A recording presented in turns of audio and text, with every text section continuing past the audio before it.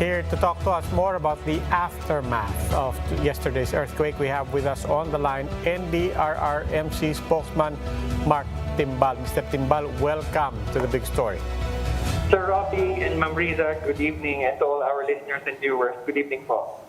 Quick situationer lang po, kamusta po ba? What's the latest figures that we have in terms of casualties, damage? Yes, sir. As of this time, sir, we have received information that there are 10,167 families or 48,621 persons which had been affected by the Abra earthquake.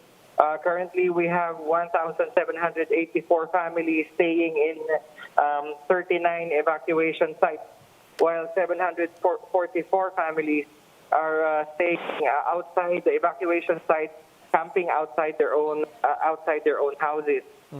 For our casualty count, Sir Robbie, we're back 5 fatalities. 4 came from the Cordilleras and 1 from Region 1. But this additional one from Ilocos is still subject for verification. We have 131 injured persons report from the Cordilleras, Region 1 and Region 2. And we have 4 missing persons reported from the Cordillera. Currently, we have an assessed damage for infrastructure amounting to 33.8 million, million, coming from Region 1 alone. The computation for damage from Cordillera at region are still ongoing, Sir Robbie. Okay.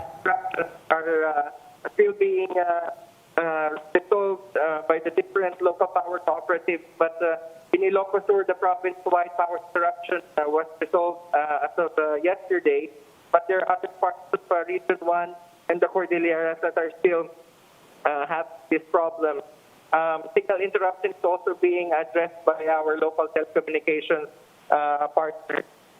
We have received information that a total of 2,423 houses had been damaged from this earthquake, Sir Robbie. Mr. Timbal, ito pong mga numbers na sinasite nyo, does this take into account all areas at this point?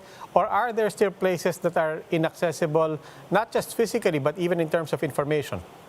So far, sir, in terms of communication, wala naman po tayong isolated location.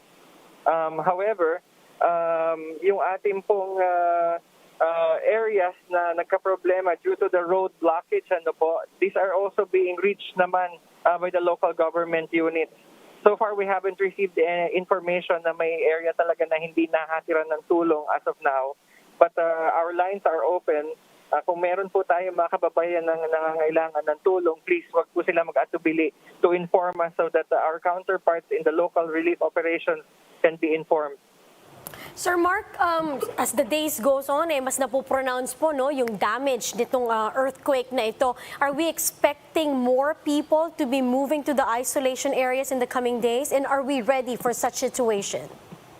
So far, ma'am, no isolation facilities are required since we don't have any COVID-19 incidents recorded as of now. But in terms of the evacuation facilities, we are receiving initial reports that some of the residents are being allowed to go home, especially if their houses have already been determined or evaluated as structurally sound. But we're still confirming the details. We may be adjusting the number of the evacuated population later. When it comes to the damaged infrastructure, hindi pa po kasama yung ating mga heritage sites, especially those in Vigan. These are still to be evaluated since there's a different procedure to check the cost of damage to these historical sites. We're coordinating with relevant authorities to do so. Mr. Timbal, yesterday po kausap namin ng PDRRMO sa Abra and nabanggit niya nga rin po that because of the landslides, there were some barangays, even entire municipalities cut off. Now, you said ngayon, so far, lahat naman ng LGUs are able to reach their constituents. But what does reach mean? Nakakausap or kaya na bang hatiran ng lahat ng kailangan? So far kasi, sir, in terms of communication, yung pakikipag-usap, nagagawa po yan ng LGUs natin with our disaster managers. Yung ating pong supply of relief naman po, these are distributed across different stockpiles in the local government units.